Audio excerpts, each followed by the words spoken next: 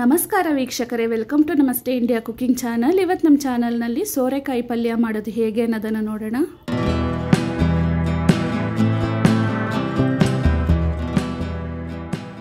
Gram ತೂಕವಿರುವ ಒಂದು ಸೋರೆಕಾಯಿಯನ್ನು ತಗೊಂಡಿದ್ದೀನಿ. ಸೋರೆಕಾಯಿ ಎಳೆದಾಗಿದ್ರೆ ಸಿಪ್ಪೆಯನ್ನ ತೆಗಿಬೇಕಾಗಿರೋ ಅವಶ್ಯಕತೆ ಇಲ್ಲ. ಸೋರೆಕಾಯಿಯನ್ನ ತೊಳೆದ್ಬಿಟ್ಟು ಈ ಸೈಜ್ ನಲ್ಲಿ ಕಟ್ ಮಾಡಿ ಇಟ್ಕೊಂಡಿದ್ದೀನಿ. ಸೋರೆಕಾಯಿನಲ್ಲಿ ಬೀಜ ಬಲ್ತಿದ್ರೆ ಅದನ್ನ ತೆಗ್ದಾಕ್ಬಿಟ್ಟು ಆಮೇಲೆ ಕಟ್ ಮಾಡ್ಕೊಬೇಕು.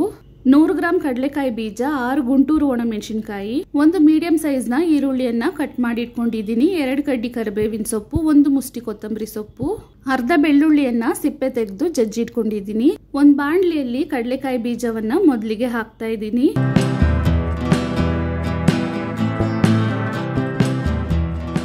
ಕಡಲೆಕಾಯಿ ಬೀಜವನ್ನ ಸ್ವಲ್ಪ ಹುರ್ಕೊಂಡಾದ್ಮೇಲೆ ಒಣ ಮೆಣಸಿನಕಾಯನ್ನ ಹಾಕ್ತಾ ಇದ್ದೀನಿ. ಮೆಣಸಿನಕಾಯನ್ನ ಮೊದಲೇ ಹಾಕಿದ್ರೆ ಬೇಗನೆ ಸೀದೋಗ್ಬಿಡತ್ತೆ. ಇವಾಗ ನೋಡಿ, ಒಣ ಮೆಣಸಿನಕಾಯಿನ ಬಣ್ಣನೂ ಬದಲಾಗಿದೆ. ಕಡಲೆಕಾಯಿ ಬೀಜವನ್ನ ಕರೆಕ್ಟ್ ಹದಕ್ಕೆ ರೋಸ್ಟ್ ಮಾಡಾಗಿದೆ.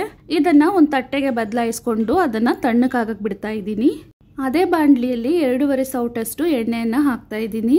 ಅಂದಾಜಿಗೆ 75 ml ಅಷ್ಟಿದೆ. ಎಣ್ಣೆ ಚೆನ್ನಾಗಿ ಬಿಸಿ ಆದ್ಮೇಲೆ ಅರ್ಧ ಟೀ ಸ್ಪೂನ್ ಸಾಸಿವೆ ಚೆನ್ನಾಗಿ ಸಿಡಿದಾದ್ಮೇಲೆ 1 ಟೀ ಸ್ಪೂನ್ ಅಷ್ಟು ಉದ್ದಿನ ಬೇಳೆಯನ್ನ ಹಾಕ್ತಾ ಇದ್ದೀನಿ. ಉದ್ದಿನ ಬೇಳೆಯನ್ನ ಲೈಟ್ ಕಂದು ಬಣ್ಣ ಬರೋವರೆಗೂ ಹುರಿದಾದ್ಮೇಲೆ ಮೊದಲಿಗೆ ಈರುಳ್ಳಿ ಕರಿಬೇವಿನ ಸೊಪ್ಪನ್ನ ಹಾಕ್ತಾ ಇದ್ದೀನಿ. ಈರುಳ್ಳಿಯ ಬಣ್ಣ ಸ್ವಲ್ಪ ಬದಲಾಗೋವರೆಗೂ ಬಾಡಿಸ್ಕೊಬೇಕು. ಇವಾಗ 1/4 ಟೀ ಸ್ಪೂನ್ ಅರಿಶಿನದ ಪುಡಿಯನ್ನ ಹಾಕ್ತಾ ಇದ್ದೀನಿ. ಅರಿಶಿನದ ಪುಡಿಯನ್ನ ಹಾಕಿ ಸ್ವಲ್ಪ ಬಾಡಿಸಾದ್ಮೇಲೆ ಜಜ್ಜಿರುವ ಬೆಳ್ಳುಳ್ಳಿಯನ್ನ ಹಾಕ್ತಾ ಇದ್ದೀನಿ. ಇದನ್ನ ಒಂದು ಅರ್ಧ ನಿಮಿಷದವರೆಗೂ ಬಾಡಿಸ್ಕೊಂಡ್ರೆ ಸಾಕು. ಇವಾಗ ಕಟ್ ಮಾಡಿರುವ ಸೋರೆಕಾಯಿಯನ್ನ ಹಾಕ್ತಾ ಇದ್ದೀನಿ. ಒಂದ್ಸಲ ಚೆನ್ನಾಗಿ ಮಿಕ್ಸ್ ಮಾಡ್ಕೊಬೇಕು.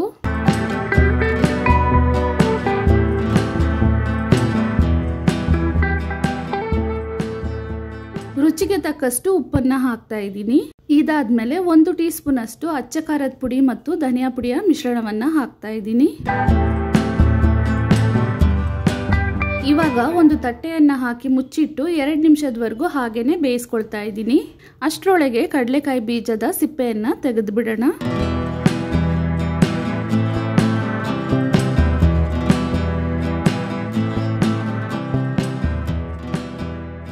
ಇವಾಗ ಒಂದು 1/4 ಕಪ್ ಅಷ್ಟು ನೀರನ್ನ ಹಾಕ್ತಾ ಇದ್ದೀನಿ. ಸೋರೆಕಾಯಿನಲ್ಲೂ ನೀರಿನ ಅಂಶ ಇರೋದ್ರಿಂದ ನೀರನ್ನ ಬಿಟ್ಕೊಂಡು ಬೇಗನೆ ಬೆಂದ್ಬಿಡತ್ತೆ.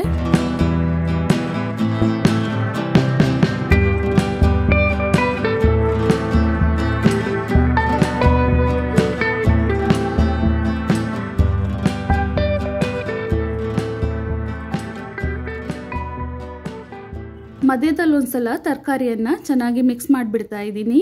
ಸೋರೆಕಾಯಿ ಇವಾಗ 1/4 ಭಾಗದಷ್ಟು ಮಾತ್ರ ಬೆಂದಿದೆ. ಇದನ್ನ ಪೂರ್ತಿಯಾಗಿ ಸಾಫ್ಟ್ ಆಗಿ ಬೇಯಿಸ್ಕೊಬೇಕು.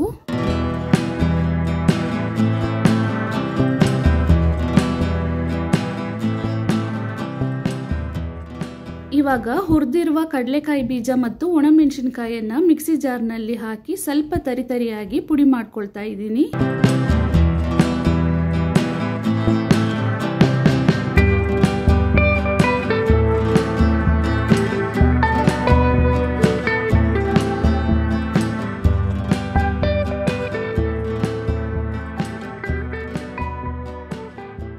ಇವಾಗ ನೋಡಿ, ಸೋರೆಕಾಯಿ ಪೂರ್ತಿಯಾಗಿ ಸಾಫ್ಟ್ ಆಗಿ ಬೆಂದಿದೆ. ಈ ರೀತಿ ಬೇಯಿಸ್ಕೊಬೇಕು.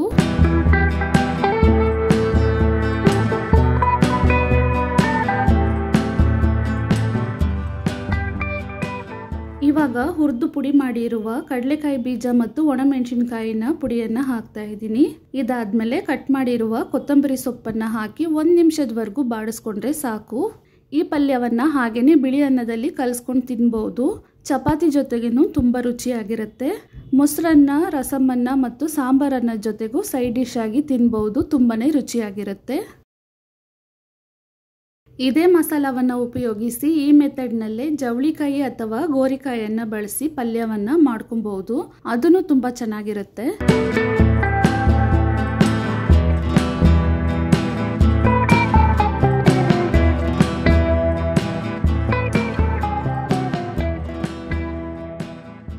ಇವಾಗ ತುಂಬಾನೇ ಟೇಸ್ಟಿಯಾದ ಸೋರೆಕಾಯಿ ಪಲ್ಯ ತಯಾರಾಗಿದೆ. ವೀಕ್ಷಕರೇ, ಈ ವಿಡಿಯೋ ನಿಮಗೆ ಇಷ್ಟ ಆಗಿದ್ದರೆ ನಮ್ಮ ಚಾನಲನ್ನು ಲೈಕ್ ಮಾಡಿ, ಸಬ್ಸ್ಕ್ರೈಬ್ ಮಾಡೋದನ್ನು ಮರೆಯಬೇಡಿ. ಧನ್ಯವಾದಗಳು.